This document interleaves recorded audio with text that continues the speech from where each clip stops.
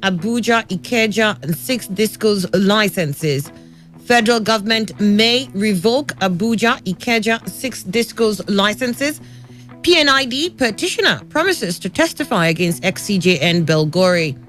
PNID petitioner promises to testify against ex-CJN Belgore. Also in the Punch newspaper, Taraba killings panel wants Captain ASP soldiers punished. Taraba killings panel wants Captain ASP soldiers punished. And Senate receives report on Abo's alleged assault. Senate receives a report on Abo's alleged assault. That's also in the Punch newspaper. Private varsities not funded due to low population. That's from TET Fund. Private universities not funded due to low population. You get that story in the Punch newspaper. Also in the Punch newspaper, we have a couple of stories here. This caption here reads, embattled Bayelsa Speaker resigns. Nobody will stop my 2021 Anambra Guba bid. Tony Wonye is the one speaking there. Nobody will stop my 2021 Anambra Guba bid. Tony Wonye. Bayelsa accuses federal government of illegal 450 billion naira deduction. Bayelsa accuses federal government of illegal 450 billion naira deduction. And then Abia government attacks OT over anti-Ikpeazu comments. Abia government attacks OT over anti-Ikpeazu comments. Details are also in the Punch newspaper. And I think the last story from the Punch, Niger governor submits list of 17 commissioner nominees to assembly. Budget, Buhari plans massive development. Works gets lion's share. NNPC to publish petroleum product supplies. NNPC to publish petroleum product supplies. And only 95 million naira disbursed from 2.5 billion naira minerals fund. This is from the minister. Only 95 million naira disbursed from 2.5 billion naira minerals fund. That's the minister. And Kaduna, we have 30,000 Kaduna firms fail to pay taxes. 30,000 Kaduna firms fail to pay taxes. All these stories are in the Punch newspaper. So let's get to the stories real quickly. We have here the other side of Buhari's budget presentation. That's in the Punch newspaper. The other side of Buhari's budget presentation. And it says here that President Muhammadu Buhari laid the 2020 appropriation bill before a joint session of the National Assembly on Tuesday without hitches. It was not so when he presented the 2019 budget before the Federal Parliament in 2018.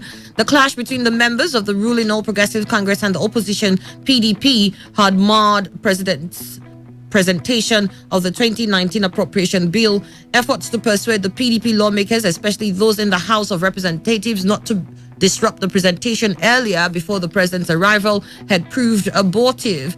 Buhari was displeased with the development and was forced to say the world is watching us and we're supposed to be above this.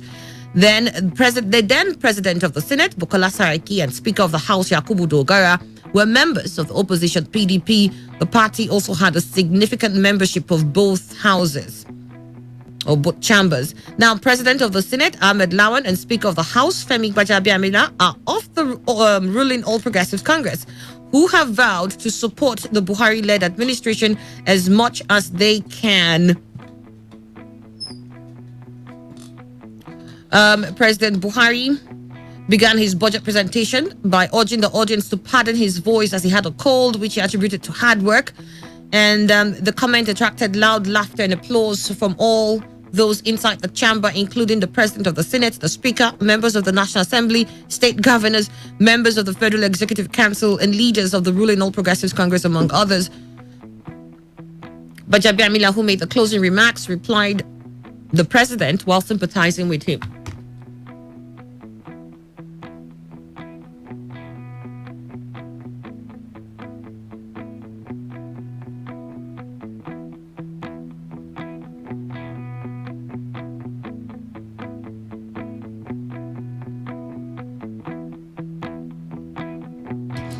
I'm deeply sorry about your cold, Mr. President. Brought about the hard work of your good self, the speaker said, and this generated another round of applause. Anyways, it goes on, but let's just pause there. It's looking at the other side. comparing it to what happened in 2019 when the House had the leadership of the opposition party. Emmanuel Ndukwe, good to have you. Good morning. Good morning, Annie. Good morning, Nigeria. I have Fine Face in a minute. Fine Face, the public affairs analyst and BOSOP spokesman. Good to have you. Thank you, Annie. Good morning and good morning, Lucas people. Yeah, I certainly believe that you cannot have a tar road can never be as rough as the one that is untarred. He said the leadership of the House and, of course, the upper chamber were in the hands of the opposition. So it's expected, very much so, that the floor of the House will be very much glad. And as rough as it was then, you don't expect such roughness to be there now that more or less it's a PC affair because the leadership is in the hands of APC. But even earlier on, that 8th Assembly, when it was in the hands of APC, well, some people will tell you in appearance they are APC, but inside or in the mind they are not. But at least Saraki was APC then. Dogara was APC.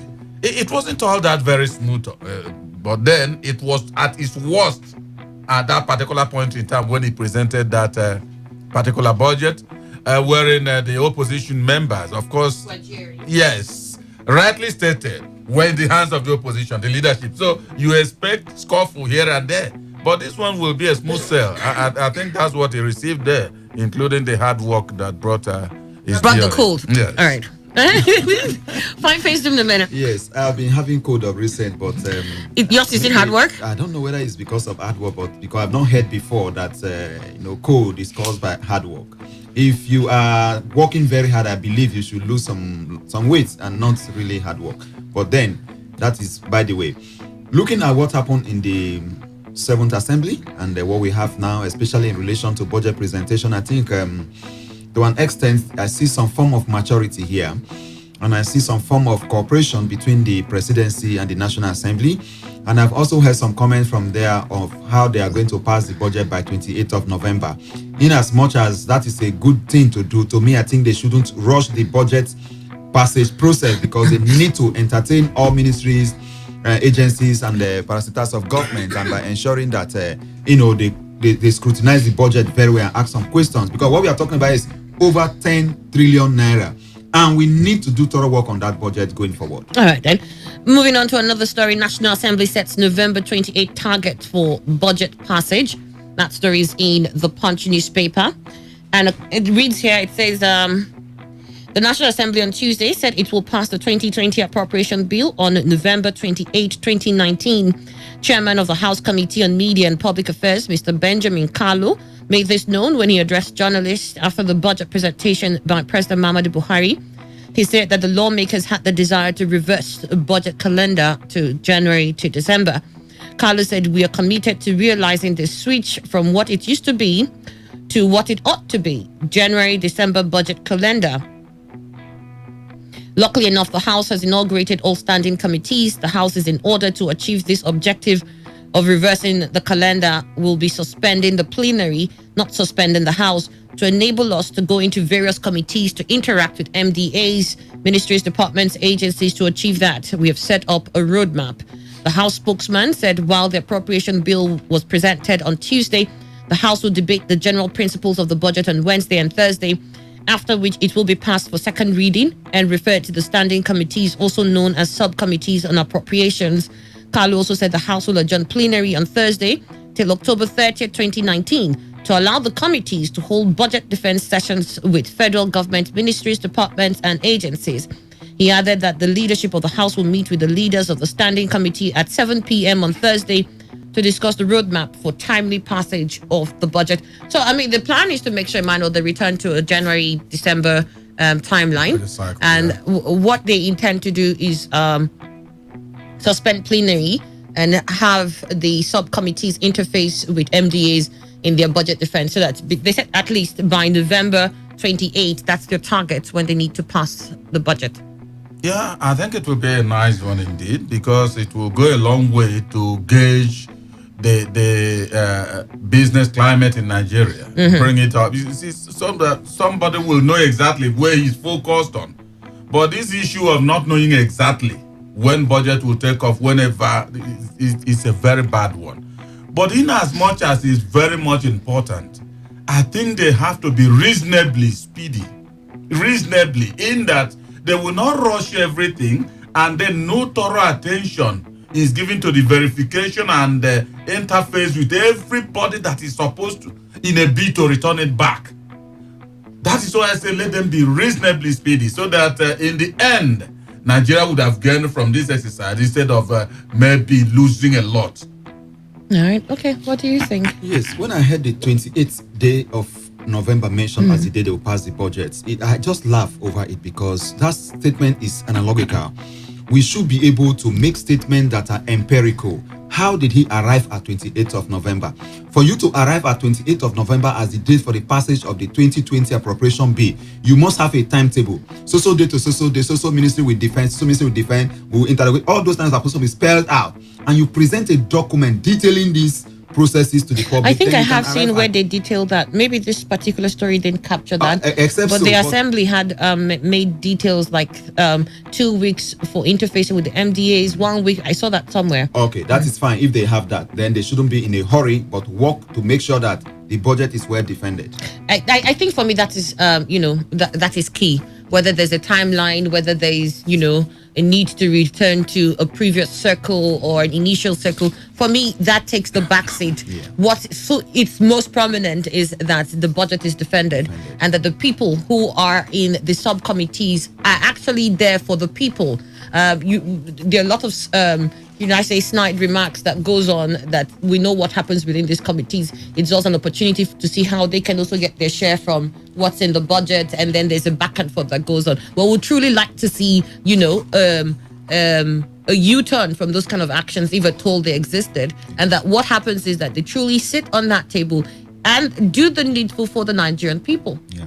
And I wanted to add, did the president tell us, because I've not read that, he told us the performance of the 2019 budget so far. We need to really know how that budget performed, the implementation process, and of course how much has been released of the, I think, over 8 trillion last year that was presented. So exactly. We need to know the performance of the 2019 budget before we can talk about 2020 and the possibility of us being able to implement at least 80% of the budget. All right, moving on. Federal government may revoke Abuja, Ikeja, and 6 discos licenses.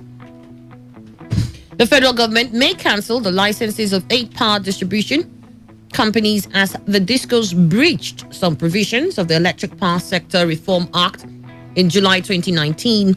According to the Nigeria Electricity Regulatory Commission, the 8 power firms include Abuja, Benin, Enugu, and Ikeja discos.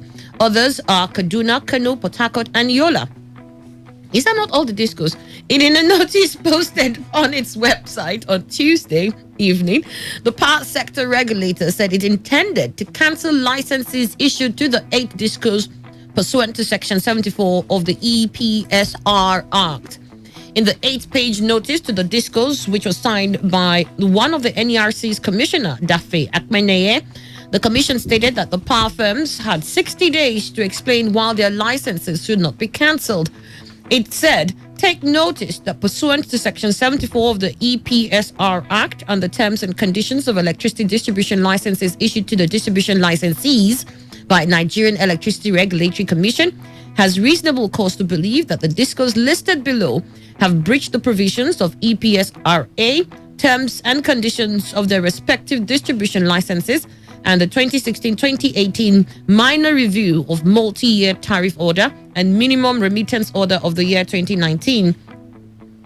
Outlining the discos, it said Abuja Electricity Distribution Company, PLC, Benin Electricity Distribution Company, PLC, Enugu, Ikeja, Kaduna, Kano, Port Harcourt, and Yola Electricity Distribution Company, PLC. The commission said it considered the action of the aforementioned discos as manifest and flagrant breaches of EPSRA terms and conditions of their respective distribution licenses and the order. Emmanuel, your thoughts here? What I believe is that the issue of discos and all that, everything about electricity in this country is turning into the philosophy of the more you look, the less you see. So those involved know exactly what is going on, plus government that has enabled them come into the business and all that. So if whatever measures government wants to take against them, I want to believe that they have scrutinized them and know that those measures are the fitting one. That's the way I look at the whole thing. Because you can't even nothing. It looks like it's becoming something like the NNPC. The corruption everywhere. So they know they may be kicking, and the government itself is asserting its position that I'm going to do this to this. They must know exactly what they are up to. Right. 5:15 a minute. They said here, let me just add this. It stated that the commission further analysis of the notice showed that 8 discos failed to meet the expected remittance threshold for the month of July 2019 billing cycle to the Nigerian Bulk Electricity Trading Company. 3 other discos remitted 10% during the period, while the highest remittance was 40%, as they all fell short of the expected minimum remittance stipulated by NERC. Well, I think they may have some challenges in terms of not being able to even generate enough to distribute, sell, and then get money to pay what is expected of them by the law. But whatever it is, I think they have an opportunity to, kind of go back and explain and find out what went wrong and then how they can remedy that situation. But the point here remains that if they don't do those kind of things, then they will continue to surcharge the government. And a lot of corruption within that system too is responsible, because the Nigerian government is not also taking any serious step to discipline those who are making it not to get the revenue it was supposed to get. So what is 10%, what is 40% as the highest? That is too poor if we are talking about making something out of the investment that has been done. But I still believe that until those who are preparing this soup depend and eat this soup, will continue to have problem. Let all the government houses, all the ministries, department of the depend on electricity. If they do so, they will sit up to make sure they generate enough for their offices and then for Nigerians. All right, we have joining us now on the show Daniel Momo. It's good to have you, Daniel Momo. Good morning, Annie. Good morning. So what are your thoughts here? You said, well, they're set to revoke their licenses. Yes, I was listening to you, and whatever terminologies they were reading out, whether EPL, whether all of that, the end product is there light? No, there is no light. So we are the ones here who repair our faulty transformers. We are the ones who buy transformers. So at what point did you even now say that these things have moved from government hands to private hands? We are the one who pay for our meters. We buy those meters. There are still estimated bills. What has changed? When they were buying, didn't they do due diligence? Didn't they know and project amount of money they're going to be investing in what they are taking over? It is now government funding them. We are the one funding them with taxpayers' money, and they will come with estimated bills. We are the one who will buy our meters. We are the one who will repair. We are the one who will purchase. For God's sake. I don't know why, even since Buhari came on board, that they could not even open biddings for other new companies to come in. And let there could be competition. These ones are suddenly turned mini gods. All right. That story is in the Punch newspaper. Federal government may revoke Abuja, Ikeja, and 6 discos licenses. And then moving on, we have another story here that says PNID petitioner promises to testify against ex-CJN Belgore. The Human and Environmental Development Agenda, which petitioned the Code of Conduct Bureau over the former Chief Justice of Nigeria, Alpha Belgore's alleged roles in the $9.6 billion judgment awarded against Nigeria, has assured the Bureau of its readiness to testify against the former judiciary helmsman. The chairman of HEDA, Mr. Larinwaju Suraju, told The Punch on Tuesday he was invited by the Bureau after he submitted his September 30, 2019 petition to adopt the content and give assurance about his availability to testify in the case. Suraju said, after we submitted the petition, we received a call from the Bureau inviting us to appear to adopt the petition as ours and to assure it that we will be ready to honor further investigations if we are needed and to testify in the event that the matter gets to court. I appeared before the Intelligence Enforcement and Investigations Department of the Bureau on October 4, 2019, and signed documents adopting the content of the petition as our own and assuring them that the content was true to the best of our knowledge. We also gave them all the assurances they requested, including that we will be available to testify in the case. The group had in its petition sent to the CCB and President Muhammadu Buhari accused Belgore of charges including conflict of interest as a result of his roles in the proceedings leading to the award of the $9.6 billion in favor of the British Virgin Island firm Process and Industrial Development. The award was in January 2017 issued by British Arbitration Tribunal in London in favor of PNID and against Nigeria over the country's alleged breach of gas supply contract. Belgore, who had been reportedly invited for questioning by the EFCC over his roles in the case, was said to have given expert evidence before the arbitration panel in favor of the PNID, leading to the humongous sum of $9.6 billion awarded in favor of the foreign firm. The arbitral award was subsequently affirmed by a London court in August this year.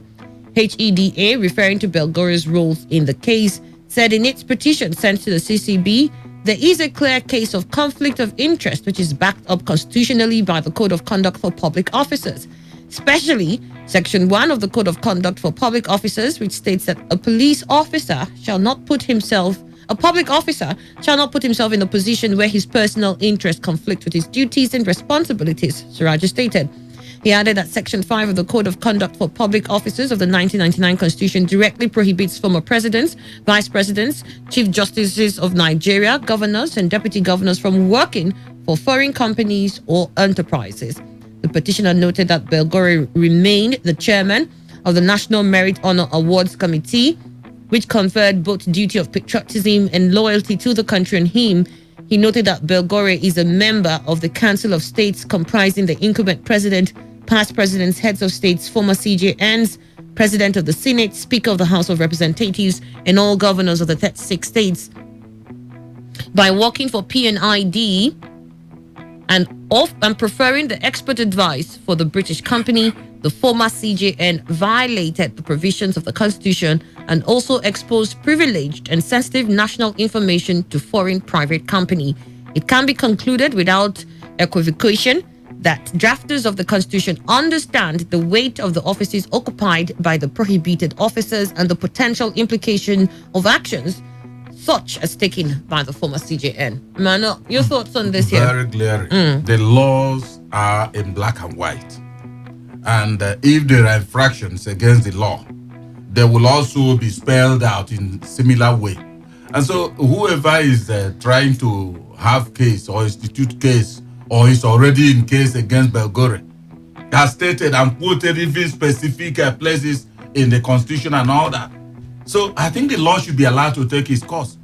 If you are supposed to be in a bracket of those who should not work for foreign nations because of the position you previously held, why would Belgore? Is it that Belgore himself forgot that yes, he held that kind of position? Even if he does, if he forgets, will Nigeria as a country forget that such a person worked for it in that capacity? So I think the law should be allowed to take its course. I think this is a simple matter, except the fact that we are in a country where, we only make laws and implementation becomes our problem. But if the laws we have and the judiciary is also there, then I think the law will take its course. I believe that every action that a man takes at a particular time, or whatever a man does, as he's taking those actions, even if he's doing them to please himself at that particular time and achieve his selfish interest, he has at the back of his mind that someday the law may take its course. So I believe the law is going to look at this matter and resolve it. All right, okay, Daniel. Yes, for me, I'm even angry that nobody has been arrested, nobody's in jail for that contract. It was a package of fraud altogether. But now, narrowing it down to the issue of Belgore, two things for me come to mind. While you were reading that, there was a reference being tagged to Belgore as former. It's not a chief justice, as former. The word continues there, as former CGN, as this. Now, to be a member of the Council of States, it was because he was a former CGN. He does not hold any office in Nigeria today that he has taken the oath of office. He does not hold any office. Anyone he holds there were voluntary. He can decide not to attend Council of State meeting forever. no query will be issued him. It was on his capacity as a former. So Belgore today in Nigeria does not hold any office that confer oath of office on him. None. So wait, whether he's a conferring oath is different than being a public officer. he's not a public officer to who? Okay. No, he's not. For now, Council of State was because he was a former CGN. And he can decide. Buhari decided not to attend Council of State meeting. Those days before he became now president. He wasn't attending. There is no query. There's no salary. So, but all the references made to him were former CGN, former CGN. So let the law, let them get there. I don't think that Belgore, to his level, would not know what is wrong and what is right. Well, we usually expect that Yes, they know no, what is wrong and right. Of course. No, but Annie, while I was listening to you, it's like I heard, except otherwise I'm corrected, that those who were either president categorized them. So that former, that is. He said he added that Section 5 of the Code of Conduct for Public Officers of the 1999 Constitution directly prohibits former presidents, vice presidents, chief justice of Nigeria, governors, and deputy governors from working for foreign companies or enterprises. that formed my own benchmark of analysis. Former, and I want to believe that Belgore understands. Very well, because we also have former presidents who are working what we call an NGO to make peace all over the world. They are foreign bodies. No, So NGOs. If the NGOs are not registered here in Nigeria, are the NGOs registered here in Nigeria? They should. No, The which foundation- the NGO foundations they have. would work here and is not registered here? So It will have an- if the NGO is registered here and it's international, you can't say they're working for an international organization. You see, the thing is, let them get to court. But I would not want to believe that Belgore does not know. Like we they said started earlier them on, we expect that public officers, no matter their capacity, know the right things to do. Yes. But we have also seen cases where those who we expect to know the right things Of actually course. did the wrong thing. So Yeah. the ball is in their court. They should do what they need to do. All right, moving away from that story. Taraba killings. Panel wants captain, ASP, soldiers. Is it penalized? Let me see that. Punished. Taraba killings. Panel wants captain, ASP, soldiers punished. That story is in The Punch. The joint investigative panel set up by the defense headquarters in Abuja at the instance of President Muhammadu Buhari to probe the killing of 3 policemen and a civilian on August 6th in Ibi, Taraba State, has recommended sanctions for 5 soldiers and 2 police officers. The report of the 7-man said Captain Tijani Balarabe, Sergeant Ibrahim Mohammed, Corporal Bartholomew Obanye, as well as the Divisional Crime Officer of Ibi Police Station, Assistant Superintendent of Police Andona Oroibe, and Inspector Aliu Daje must pass through disciplinary measures over the incident. The report also said an alleged Taraba kidnap kingpin Hamisu Wadume, who had been in detention, must be prosecuted for gun running and possible kidnapping. On August 6, 3 policemen attached to the Inspector General of Police Intelligence Response Team and 1 civilian was shot dead by soldiers attacked to EB unit under the 93 Battalion Takum, Taraba State. The policemen had gone to arrest Wadume in EB town when the soldiers opened fire on them and thereafter freed the kidnapped suspect.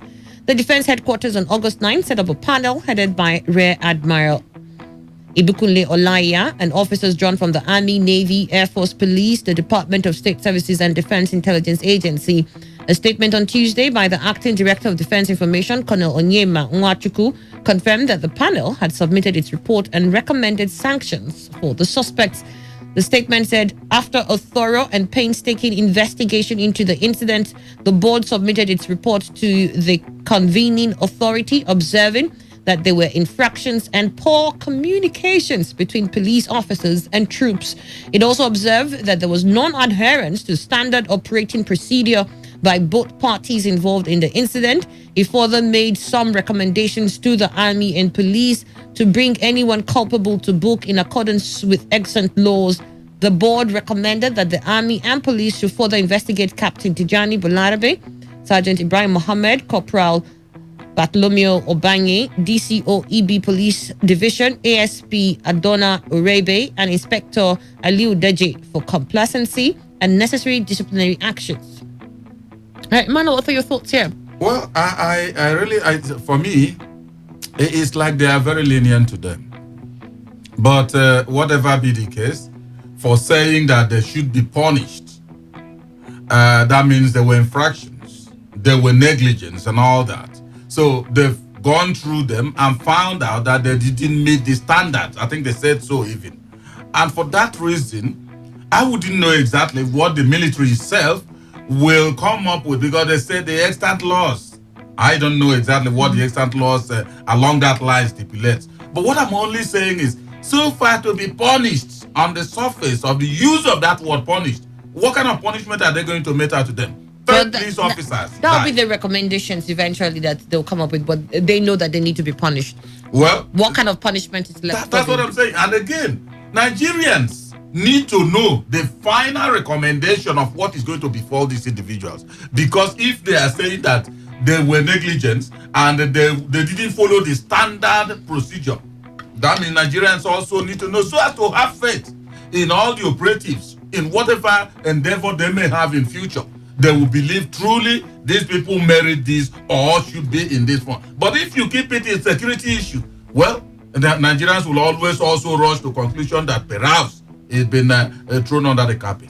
All right, then. Fine, first of a minute. Yes, it's a welcome development that this report is out at this point in time. But the sad news to me is that it's not by the report just coming out, but the report being implemented. Because we've had many cases in this country where reports like this are released and nothing is done thereafter. And if nothing is done when investigation has been started like this and concluded, and then further actions through recommendations are not carried out, then you have that kind of thing repeating itself again. Now, this standard of operation that is believed that the officers involved have violated is a clear indication of what we have across the country, and whereby those who are supposed to carry out their duties within the ambit of the law are going outside that, and in the process of doing so violate the rights of the people for which they were supposed to even protect. And I look forward to panels of inquiries like this to always add a line in what they have investigated, because to me, what they have investigated by that recommendation now shows that the fundamental human rights of some citizens of Taraba and some Nigerians were violated. Such a statement should form part of the recommendation that, look, from the investigation, it is believed that the people that were affected by the fact that they never carry out their duties according to standard of operation have had their rights violated, and further investigation should be. We have to bring human rights into what we do if they appear, so that we will be seen as a country that are a kind of protecting human rights. Because remember, the war against Boko Haram, it became stalled at some point when the United States refused to sell arms to Nigeria. Because why? It was believed that the army had violated the rights of some Nigerians in the process of prosecuting that war. And in the United States, there is a law called the Lehigh Law that prevents America to sell arms to countries that are known to have violated or does not respect fundamental human rights of citizens. Does America respect from them? I beg me to go sleep. Sorry. Like Nigeria does her own. America and Saudi Arabia. If we go into how many souls have they killed? Did they even respect human rights of sovereignty of other countries? You might want to cast that net. You might want to cast that net, but don't forget that your country does the same thing too. So we are not as worse as America. No, not that. We are not as worse as America. That's not for argument here. Move on with what we're talking about, please. You see, Annie, why another committee? They didn't say another committee. They said the higher authority. It was a committee's report. This committee is recommending the higher authority. Why do we even have a committee in the first place? They have a committee to look at what happened. How? I don't understand how. They can court martial. There are military tribunals. 3 policemen died. It's a capital punishment. It's a capital offense.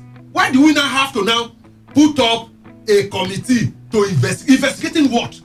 The court martial would have done that. The military I hope you understand that this thing was happening between 2 agencies. It does not matter. It does matter. Because you can put up a court. Daniel Momo, the court marshalling is within the same security institution. If it was with the police, they will go. Court martial is people. The police can do that. That is why they have to first of all set up the committee. There are 2 agencies involved. The police had the stand as to why this happened and how it happened. The military, if you remember, at first were saying that these people were kidnappers.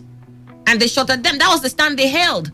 And so the committee had to sit down first and deliberate on that. Annie, we had cases where civilians were involved in certain things and they were taken to military tribunals and they were killed there.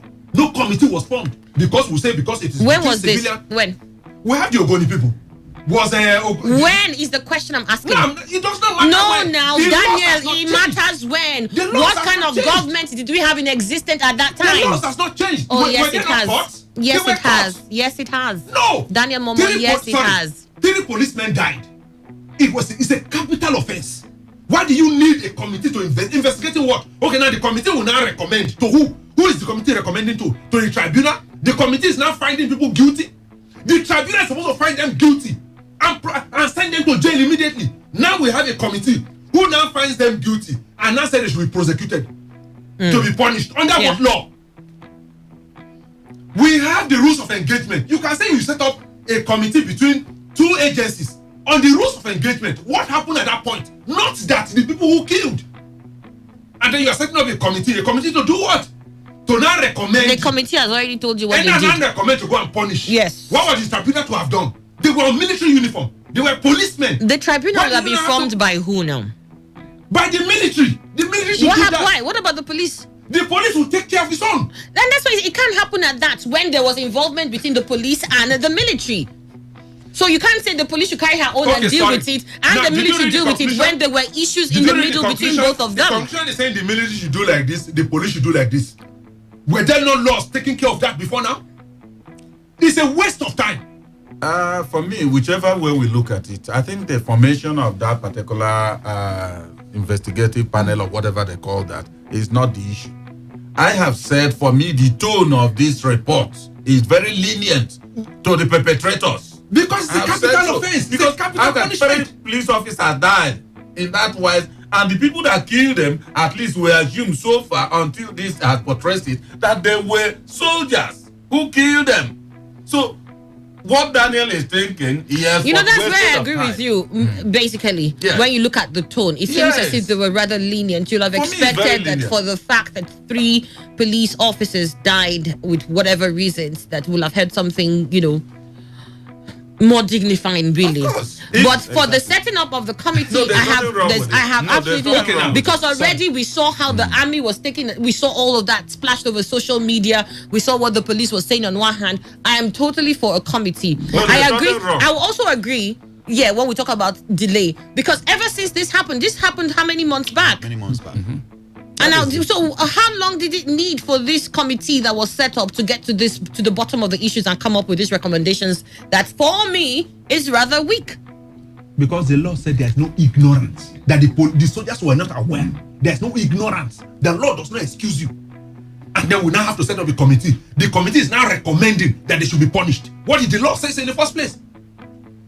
Five, you want to say something here? I heard you trying to. I want to add, because looking at this, to me, I don't have problem with the committee. The committee has done its investigation. It is now for the authorities to work on that. I know quite well that there are extant laws for which the soldier could be tried, but they cannot go into that trial except they have some fact which has come out of this process now. And now in this recommendation too, I didn't even see, in as much as we want justice for the police officers that were killed and other people whose rights were violated within that process, I also think that I needed to have heard something taking care of the families they left behind, compensation to the families and things like that, because those who have died, we are not only serving Nigerians, but also breadwinners of their families, and those who they left behind need to have something to survive on. All right, then.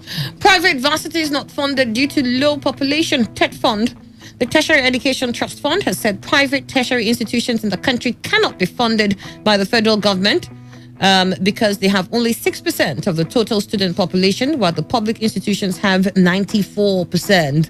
The fund noted that although the number of private and public universities in the country was about the same, there was justification for funding only public institutions because of the overwhelming student population, most of who are underprivileged. The TET Fund Executive Secretary, Professor Elias Bogoro, said this at the press briefing in Abuja on Tuesday, noting that from 2020, the fund will establish centers of excellence across universities to boost research and development. The ES said We have gone beyond the idea of not funding private universities. There is justification for government and also for insisting that private institutions should not be funded. The numbers of private and public universities are about the same in the country, but not the student population.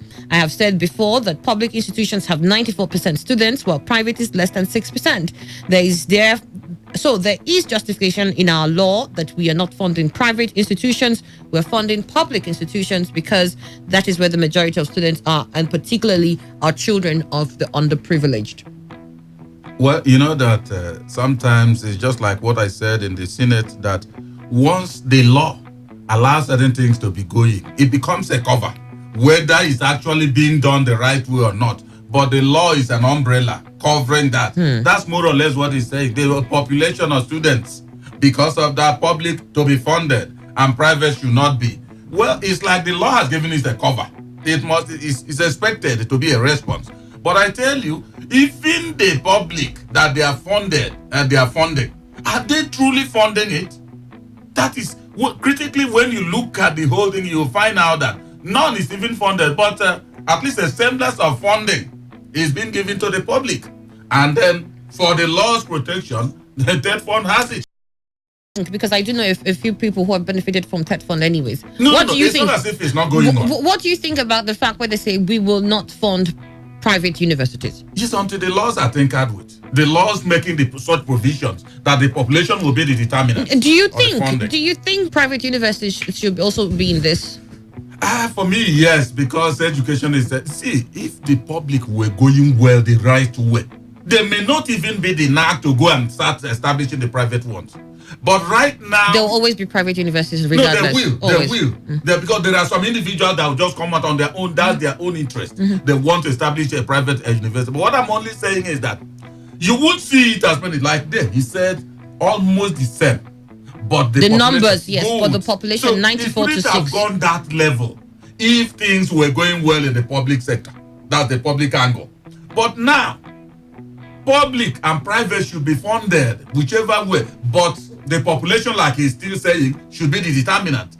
The one that is less should take lower percentage of the funding. Then the bigger one should also have the focus bigger. That I agree. But what I'm only saying, when you look at it critically, even the public is not even being funded completely the way it should be. All right, let me get to you now.